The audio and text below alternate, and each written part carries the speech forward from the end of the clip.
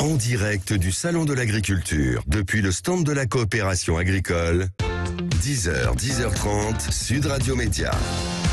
Et en compagnie de Gilles Gansman. Bonjour Gilles. Bonjour madame. Alors nous sommes installés, si vous voulez venir nous voir, dans le hall 4 du Parc des Expos de Paris, sur le stand de la coopération agricole. Sachez que ça a été le stand... Juste en face de la poissonnerie. Juste en face du pavillon de la pêche. Et ils ont commencé la pêche. Oui, ils ont commencé Il faut être bien devant le micro Gilles. Parce oui, que... d'accord, D'accord, voilà. Je veux juste vous dire, voilà. Donc c'est ouvert au public. On annonce une édition du salon record en termes de fréquentation. On aura les chiffres dimanche en fin d'après-midi, mais sans doute ça sera une édition 2023 inédite par le nombre de fréquentations. Et on va demander à nos invités s'ils ont vu passer beaucoup de monde depuis le début du salon dans le hall 3 où ils sont installés. Nos Gersois préférés, c'est Claire et Sébastien. Bonjour à tous les deux. Bonjour à tous. Merci infiniment d'être avec nous. On est ravis de vous avoir. Vous êtes agriculteurs tous les deux des Gersois. Vous êtes producteurs notamment de foie gras qui est devant nous. On l'a devant nous. On est en train de le lorgner là. Mais surtout on vous connaît. Alors vous avez participé à L'amour est dans le pré, vous Claire, et puis aujourd'hui on vous retrouve dans l'émission de RMC Story à partir de jeudi prochain, les familles d'agriculteurs, c'est le premier numéro et on entre en immersion dans votre quotidien de famille d'agriculteurs avec les enfants, la famille et votre compagnon qui est là et qui s'est jeté dans le métier finalement par amour. Oui, tout à fait. Vous n'étiez pas au départ dans le domaine du foie gras. Et non, du coup, moi j'étais mécanicien. Et Claire m'a propulsé dans les forêts et le foie gras. Mais du coup, oui, en 7 ans. Et même cette année, Sébastien va arrêter son activité pour s'installer avec moi sur la ferme. Et oui. Voilà. Ah, ça va être plus simple. Vous l'aviez vu dans L'amour est dans le pré ou pas? Bien sûr. C'est vrai, pourquoi vous n'avez pas écrit? Voilà. On va tout savoir. La petite voisine, peut-être un peu timide. Et... Voilà. Ça a été le déclic, je pense, de la voir à la télé. Ah oui, ça a été Ouais. ça a été la façon dont finalement vous êtes dit, mais il faut que j'y aille. C'est la femme de ma vie. Ah, c'est super. Est-ce qu'il y a des gens qui spontanément sont venus vous voir sur vos terres? Est-ce qu'il y a des gens qui vous ont écrit suite à vous avoir vu dans l'émission? Oui. Ouais, il y a des gens qui se déplacent pour... Oui, et même là par exemple au salon de l'agriculture, après maintenant on s'est mis vachement sur les réseaux, qu'on essaye au maximum de montrer notre vie, de montrer notre monde agricole sur les réseaux, et du coup il y a beaucoup de monde qui vient nous rencontrer au stand, prendre une photo et tout, c'est super sympa. Ma question a été plus perverse. Ma question c'était, est-ce qu'il y a des gens qui venaient vous draguer sur place, qui sont venus? Non, je m'en souviens moi sur les marchés. Des fois j'avais une personne un peu lourde. Ouais, des fois ça arrive sur les marchés, oui. Bon, en même temps, c'est pas parce qu'on est passé devant une émission de télévision que ça arrive aussi. Oui, voilà, t'en as un peu lourd. Oui, c'est vrai aussi. Alors, vous êtes là aujourd'hui et vous nous disiez avant de démarrer l'émission, c'est votre salon de l'agriculture, c'est votre semaine de vacances aussi. Et les enfants sont où? Du coup, c'est dur de partir, mais moi, les petits sont avec les papis-mamies. Bon, ils sont très bien, très heureux avec les papis-mamies. Voilà, oui, du coup, on part pendant 10 jours et on les laisse avec les papis-mamies. Et voilà. C'est pas la fiesta un peu, Paris, tout ça, le salon, un peu? On en profite? En fait, les 3 premiers jours, c'est dur parce qu'on se dit, on culpabilise, je pense. Et après, quand même, on passe de bons moments. Le soir, on s'amuse bien. Oui, c'est vrai, c'est une semaine. Voilà. Allez, Claire et Sébastien, on va faire le zapping parce que vous n'avez peut-être pas regardé la télévision ces dernières heures, mais c'est Gilles Gansman qui s'en occupe pour nous. Le zapping. Sud Radio Média, l'instant zapping. Si la météo est au cœur de l'agriculture, la sécheresse devient inquiétante pour nos terres agricoles. Il faut dire qu'on n'a jamais vu aussi peu d'eau en hiver, comme le constatait BFM. La France métropolitaine n'a pas connu de véritable pluie pendant 32 jours consécutifs entre le 21 janvier et le 22 février. C'est du jamais vu depuis 1959. Et puis l'épisode est d'autant plus préoccupant qu'il survient de façon précoce. En hiver, c'est la période de recharge des nappes phréatiques et on a déjà 2 mois de retard sur cette recharge. Selon le ministre de la Transition écologique, il y a donc urgence parce que au printemps, les eaux de pluie ne rechargent pas les nappes mais sont utilisées par les plantes pour se développer. Vous avez de l'eau? Vous contestez cette dans le Gers, en ce moment, c'est compliqué. Oui. Et surtout, nous, par exemple, on fait du maïs pour les animaux. Donc, je sais pas comment, parce qu'après, le maïs, ça a besoin d'eau pour l'irriguer. Donc, il y a eu un peu de neige, mais pas assez, quoi. Il manque d'eau. À part si le mois d'avril, il faudrait que le mois d'avril, il pleut non-stop pendant un mois pour pouvoir Ouais. Même aujourd'hui, les prairies sèches, ça commence à devenir inquiétant. Et même on a eu des prairies qu'on a perdues l'année dernière à cause de l'été très sec. Donc, ça va être compliqué. Vous cultivez votre propre blé pour vos canards? Oui, en fait tout ce que les animaux mangent viennent de la ferme. On est en auto, voilà. Incroyable. Ouais. C'est une petite ferme bien diversifiée. Parce qu'on a des oies, des canards, des vaches et maintenant des brebis. Incroyable. Les écolos sont-ils les nouveaux ennemis des agriculteurs avec leur injonction, ça vous fait déjà rire, on en parlera après le son, avec des injonctions à tout va. Yannick Jadot a défendu les Verts et l'agriculture dans cet avou. Moi je me sens à la maison quand je vais au salon de l'agriculture. Parce que les paysans sont les travailleurs de la nature. On ne fera pas sans eux. Ils savent parfaitement qu'ils doivent changer. Mais vous avez une minorité qui tient le business et qui pense que être toujours plus gros, être toujours plus grand, être toujours plus sur les marchés internationaux, on doit être compétitif avec le Brésil ou avec la Russie, ils pensent qu'ils vont faire de l'argent. Eh ben non. Ils sont en train de détruire nos territoires pour une crise agricole qui est dramatique. On va pas faire de politique, mais on a le sourire au coin de Claire, c'est clair. Non, mais après, moi je pense que tous les écolos, toutes les personnes qui ont leur raisonnement, il faut qu'ils viennent visiter les fermes, parce que les fermes aujourd'hui, le monde agricole a changé sur beaucoup de choses, sur beaucoup de points de vue. Et par exemple, nous on a un client à nous que l'hiver dernier nous sortait des raisonnements parce que ces personnes, des fois, ils lancent des mots, des phrases, et après tout le monde reprend ces phrases et que c'est mal interprété. Voilà. Du coup, moi je propose à toutes ces personnes de venir visiter nos fermes parce que le monde agricole a changé. On vient de pouvoir travailler, oui, c'est voilà, ça. de voir comment on travaille, je sais pas, Seb, tu peux expliquer quoi? On fait des cultures, par exemple, nous on fait vachement de luzerne parce qu'on n'a pas besoin de mettre d'engrais, pas besoin de beaucoup d'eau. Oui, c'est bien plus raisonné qu'à l'époque.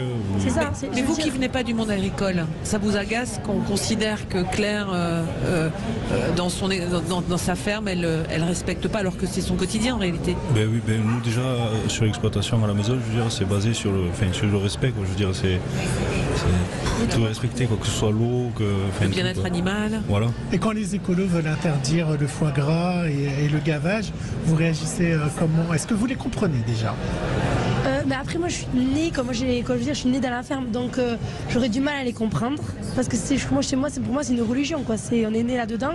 Mais surtout moi je les invite à venir. Nous on fait vachement de portes ouvertes, de repas à la ferme pour expliquer aux gens comment on travaille, c'est une passion, c'est un métier, c'est notre patrimoine pour nous, notre ferme. Mais est-ce qu'ils souffrent au moment du gavage ou pas, les oies? Mais après c'est comme tout en fait, si un animal souffre, il ne peut pas se développer, donc il meurt. Je veux dire, donc au contraire nous nos animaux c'est dans le bien-être animal, donc ils ne souffrent pas et c'est comme ça qu'après on peut avoir du foie gras quoi. Le salon de l'agriculture, on pourra en parler aussi, c'est aussi du business évidemment. Sur le salon, beaucoup espèrent faire des affaires pour la plupart des exposants, la plupart des agriculteurs exposants. Il faut aussi miser sur le long terme, c'est aussi une histoire d'image et il se passe plein de choses après le salon. C'est un reportage de France 2. Sur le salon, les visiteurs ne se font pas prier longtemps pour goûter les spécialités régionales. Très très bon. Beaucoup de goût, très tendre, succulent. Chez ce charcutier du Tarn, la dégustation est gratuite pour un saucisson de 30 à 40 euros le kilo. Et parce que c'est de la charcuterie un peu haut de gamme. Si on ne fait pas goûter la charcuterie, ça ne justifie pas le prix. Les gens, quand ils goûtent, ils se rendent compte réellement de la différence avec ce qu'ils trouvent dans le supermarché. Ils ont 9 jours pour présenter leurs produits au public. Une aubaine pour ce producteur de champignons d'Ille-et-Vilaine qui dépense près de 9 000 euros pour exposer au salon. L'idée d'avoir des consommateurs qui viennent aux 4 coins de la France découvrir nos champignons qu'ils peuvent retrouver après dans les magasins, c'est un investissement et on s'y retrouve parce que on espère qu'ils vont après aller dans les enseignes, dans les magasins acheter nos champignons. Vous avez bien marché là au niveau agricole, au niveau vente de vos produits là pendant on va dire la dizaine de jours. C'est pas tout à fait fini, mais oui, nous on est contents. Cette année on a super bien marché. Je trouve qu'il y a plus de monde. Les visiteurs, après voilà, ils goûtent et après ils sont contents de repartir avec nos produits parce qu'on a quand même des produits de qualité qui sont faits avec amour. Et non, vraiment c'est un très bon salon cette année. Ça vous coûte combien Là on a vu que pour le saucisson c'était entre 4 000 et 6 000 euros. Vous, de produits que vous offrez pour que les gens puissent goûter avant d'acheter le produit, ça vous coûte combien à peu près?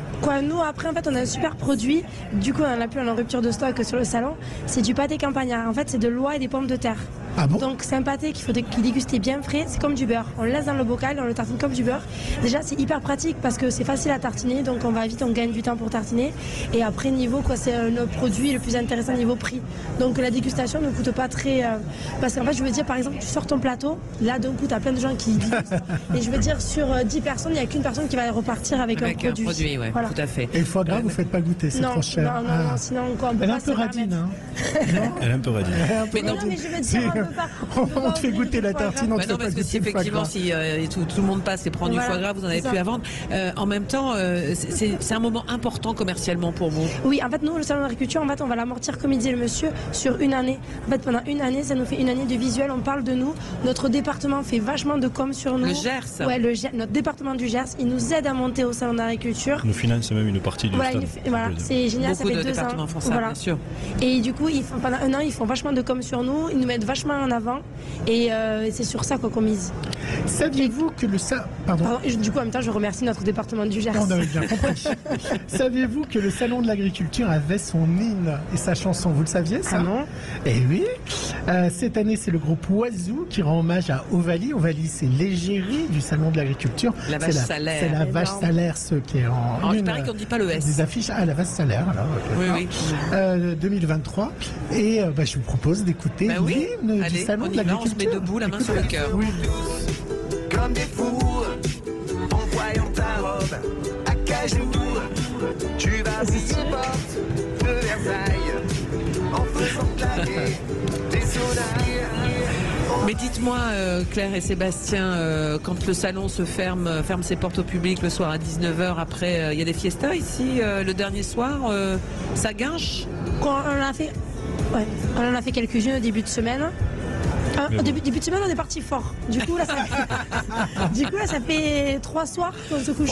Un peu plus tôt. Voilà. Un peu plus tôt. Allez, on est ravis de vous avoir en tous les cas. Claire et Sébastien, vous êtes producteurs notamment de foie gras dans le Gers, mais surtout, on vous connaît, vous Claire, via L'amour est dans le pré, et aujourd'hui avec RMC Story, ce premier numéro Famille d'agriculteurs qui sera diffusé la semaine prochaine. Oui, et puis tous les jeudis, on suivra comme ça. On en parle dans un instant sur Sud Radio. Et vous pouvez nous retrouver ici sur le stand de la coopération agricole. C'est dans le hall 4 du Parc des Expos, porte de Versailles à Paris. À tout de suite. On ne fera pas goûter du foie gras. Si. En direct du Salon de l'Agriculture, depuis le stand de la coopération agricole, 10h, 10h30, Sud Radio Média. Alors il y a déjà beaucoup de monde là qui s'installe et qui commence à faire les allées du Salon de l'Agriculture. Si vous voulez venir nous voir, donc on le disait, son stand de la coopération agricole, très joli stand, hein, je le rappelle aussi. C'est dans le hall 4 du Parc des Expos et on est en compagnie avec Gilles, de Claire et Sébastien, que l'on va retrouver donc la semaine prochaine à partir du 9 mars dans Famille d'agriculteurs sur RMC Story. Mais Claire et Sébastien, on vous connaît aussi, j'allais dire même avant tout, parce que là c'est ce premier épisode, c'est parce que Claire, vous aviez postulé à L'amour est dans le pré. Voilà. Ça n'avait pas marché avec votre postulant à l'époque. Qu'est-ce qui vous a donné l'idée de vous inscrire? Attends, oui. En fait, c'était un soir avec les filles, on déconnait, et bon, j'étais toute seule, bon bref, des histoires de filles toute seule, malheureuses, et puis elle me dit, allez, pareil, pourquoi tu participes pas? Je t'inscris pas à L'amour dans le pré. Voilà. Et du coup, on a fait la lettre, j'ai raconté ma vie à L'amour dans le pré, et ça leur a plu. Ça leur a plu, quelqu'un s'est présenté, en tous les cas, vous pensiez avoir trouvé la perle rare, mais en réalité, la perle rare, elle était de l'autre côté du chemin, elle s'appelait Sébastien. C'est ça, et du coup, Sébastien est venu quand on s'est rencontrés après l'émission. Voilà. Parce qu'il n'osait pas, alors que vous êtes voisins. C'est ça qui est faux. Oui, c'est ça. Et vous vous connaissiez avant? Ouais, oui, mais on ne s'est jamais trop parlé, on n'a jamais été proches. En fait. Ouais. D'accord. Comme quoi, c'est fou, hein. Il a fallu l'émission d'M6 pour que le voisin tombe amoureux et la voisine tombe amoureux et fondent une famille. Après, moi, ça m'a fait vachement évoluer, ça m'a vachement changé l'esprit aussi. Comme quoi? De se voir à la télé, tu vois tes défauts, tu vois... Moi, ça m'a fait vachement évoluer un peu de temps. Mais est-ce que j'étais peut-être restée un peu trop jeune. Est-ce que vous en retirez de L'amour est dans le pré, puisque vous re-signez pour une émission où vous êtes filmé dans votre vie au quotidien? Est-ce que vous en avez retiré plus d'avantages que d'inconvénients? Après moi, ça a été une très très belle émission, pour moi une très belle expérience, parce que du coup, ça m'a fait vachement ça m'a changé, je trouve, complètement, ça m'a fait évoluer. Confiance en moi grave, qu'avant j'étais vachement très timide, très réservée. Et après, on s'est fait une bande de copains. Voilà, c'est toute une famille. Et aussi, ça nous, moi, les gens, quand je me suis installée, j'étais hyper jeune, ils pensaient que je n'étais pas productrice. Donc comme ça, ils ont vu que c'était moi qui produisais. Oui, au Voilà. Four et moulin, on vous voit avec les vaches. Alors ça, c'est l'émission avec RMC Story. Donc vous avez accepté du coup de repartir sur cette aventure-là avec ces caméras de télévision, avec vos enfants et donc avec Doudou. Avec Doudou. Vous l'appelez Doudou? Oui, je l'appelle Doudou. Ça lui va bien, Doudou? La moitié des clients du salon m'appellent Doudou du coup. Voilà, donc on est avec Doudou et Claire. Doudou et Claire. Alors c'est 12 familles, hein, Christine. Oui, c'est 12 familles dans tous les domaines. Il y a des gens qui font de l'agriculture. Il y a un couple homo qui est très drôle dans le format et dans le programme, qui est le couple homo qui est actuellement de l'amour et dans le pré. Parce que RMC a été très malin quand même. Ils ont été chercher un peu les figures de l'amour et dans le pré pour un peu les prendre et les filmer et créer une autre émission avec un casting déjà existant. Je peux vous dire que du côté de Fremantle et d'M6, on est moyennement content de cette émission, mais il fallait les verrouiller, il fallait leur faire des contrats. Mais du coup, ça arrive sur RMC et on les connaît un peu déjà. Mais c'est ça aussi l'avantage, c'est qu'on vous a jamais vu au quotidien dans l'amour. Mais là, c'est bien. Moi, je trouve que c'est pour ça qu'on a dit oui. Ça fait un droit de suite, j'ai l'impression. Ouais, voilà. Et surtout, on montre notre famille, on montre comment on travaille avec notre famille. C'est vraiment le après, ça n'a rien à voir. C'est la vraie vie, quoi. Ouais, c'est la vraie vie à la ferme, notre petit quotidien de famille, nos petites galères de la famille, de la ferme, des animaux, comment ça se passe, ce qui est bien, ce qui est pas bien. C'est chouette. Et pourquoi c'est important pour vous de montrer tout ça? Parce qu'on parlait tout à l'heure, même par exemple des écolos, tout ça, moi ils vont voir comment c'est la vie à la ferme. Ouais. Voilà, les galères, les positifs, qu'on s'amuse bien, mais bon, qu'on galère aussi des jours. Voilà, c'est pas les vacances. Mais qu'on reste positif, quoi, voilà. Mais Claire, pour se parler franchement, il y a eu un moment dramatique dans votre vie, puisque vous avez perdu un enfant. Et la presse, incroyable, toute la presse people, vous avez fait la une de ces journaux ou pas. Est-ce que quand vous voyez toute la une de ces journaux, tout ce qui s'est passé autour de ça, vous vous dites pas, ça vaut pas le coup de faire de la télé, j'ai envie de retrouver mon intimité? Est-ce que vous avez trouvé que à ce moment-là, les journaux n'ont pas été très corrects avec vous? Bon, après, moi, je garde toujours que du positif sur plein de choses. Moi, j'ai pas regardé tout ça parce que, comment dire, oui, on a mis du temps pour le dire quand ça est arrivé. On l'a dit parce qu'on voulait que ça sorte de nous. On l'a dit et voilà. Ouais. Voilà. Moi, je garde toujours que du positif. Mais la presse people ne vous gêne pas? Mais après, moi, je regarde pas. Moi, j'ai mon petit compte Instagram. J'ai peut-être pas un compte de ouf, mais ils sont très gentils, ils ont beaucoup de bienveillance et beaucoup d'amour. Les personnes qui me suivent, je reçois tous les jours des messages positifs et voilà. Vous n'êtes pas sur Twitter, par exemple? Non, moi, non, je regarde pas tout ça. Mais est-ce que alors vous habitez à Saint-Ost, c'est du côté de Massub, voilà, c'est dans ça, le Gers, le plus beau département du monde. C'est ça. Mais est-ce que par exemple, pour vous, c'est une notoriété qui vous dérange à l'un et l'autre est-ce que d'aller au marché, de faire ses courses, ou est-ce que c'est bienveillant en règle générale? Non, nous c'est que de la bienveillance. Ouais, c'est vraiment sympa. Ça fait plein de nouvelles rencontres, les gens viennent discuter, c'est vrai, de suite avec nous. Parce qu'ils nous connaissent, quoi. Voilà, c'est ça. C'est entre nous connaître, quoi. Est-ce que votre business a été multiplié par vos passages télé? Est-ce que c'est aussi l'intérêt pour lequel vous acceptez? Parce que derrière, vous vendez plus de... Après, c'est pas forcément pour vendre plus, parce qu'après, on peut pas faire plus. On veut rester la ferme qu'on est aujourd'hui, authentique. Mais c'est surtout, c'est pour parler de la ferme et comment on travaille. Pour les gens qui sont anti-tout, tout ça, au moins, ils vont voir comment on travaille et que c'est fait par nous-mêmes. Ouais. Parce qu'après, c'est sûr, tu passes à la télé, il y a toujours des gens qui racontent tout et n'importe quoi. Et au moins, ils vont voir que c'est fait par nous-mêmes et que c'est qu'une ferme familiale. Et qu'on peut quand même manger du bon à l'heure actuelle. C'est ça. Alors, vous, Sébastien, vous n'êtes pas agriculteur d'origine. Vous êtes dans un univers d'agriculteur. Comment vous regardiez ce monde-là et maintenant que vous allez intégrer, puisque vous allez quitter votre métier pour vous installer finalement et travailler avec Claire? Après, moi, j'ai toujours travaillé à côté des agriculteurs vu que j'étais mécanicien agricole. J'ai toujours suivi un peu le métier. J'avais mes horaires, disons. C'était le côté plus facile, quoi. Ouais.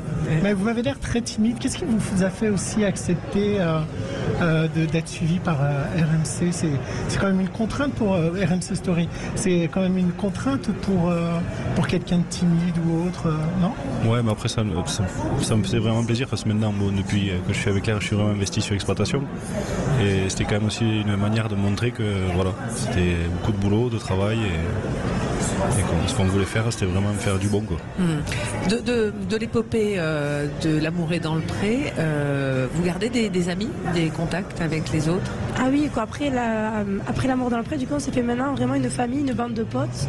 On se revoit déjà pour le salon d'agriculture. Après on se fait des marchés entre nous, des marchés de producteurs. Comme ça, on se retrouve tous. On a à peu près 5 marchés dans toute la France.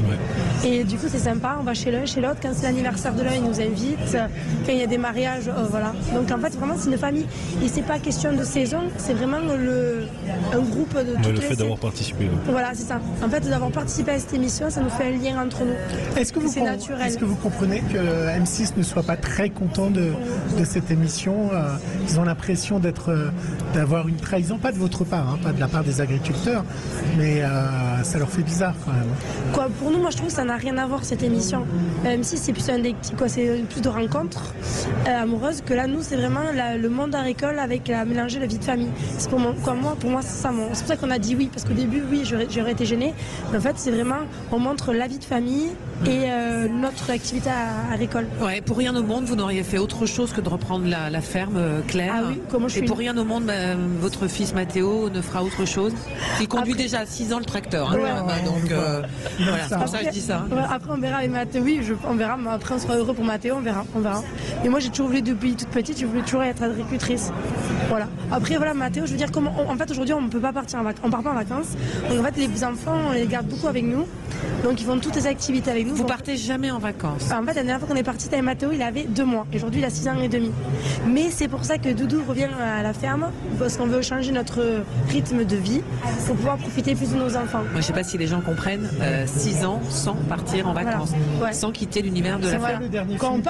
Le salon d'agriculture. Voilà, en fait Doudou il prend ses vacances aujourd'hui pour le salon d'agriculture. C'est quoi le dernier film que vous avez vu au cinéma? Si, on est allé voir une fois Pas de patrouille avec Mathéo. Voilà. Mais il y a Maël n'était pas né, donc voilà, je sais pas quand c'était. Oui, c'est ça aussi, hein, c'est aucun loisir. Ouais, c'est pour ça qu'on va changer notre. Voilà. Allez, en tous les cas, on vous invite à retrouver Claire. Sébastien, vous êtes dans le hall. Alors, pour ceux qui sont encore à Paris jusqu'à dimanche, dans quel hall? Hall 3. Hall 3, département du Gers. Occitanie, Gers. De la tartine. Exactement. Claire était dans l'amour est dans le pré. Maintenant avec Sébastien, Doudou. Elle est dans Famille d'agriculteurs, 12 familles suivies par MC Story. C'est la semaine prochaine. Merci beaucoup à tous les deux. Merci à vous. D'être venus sur le stand de Sud Radio. Pour cette semaine, ça a été vraiment fabuleux de travailler. On reviendra. Toujours souriante, toujours positive. C'est très agréable. C'est que du bonheur. Dans un instant, l'ami Brindel, Frédéric en studio, et tout à l'heure à 12h30, vous allez retrouver André Berkoff et depuis le salon, et également à 13h30 avec Céline Alonso, leur invitée Sylvie Brunel. Vous pouvez nous rejoindre ici dans le hall 4 du parc des expos sur le stand de la coopération agricole. Vous êtes les bienvenus sur le stand de la coopération et le studio Sud Radio. Allez, très belle journée et moi je vous dis à bientôt.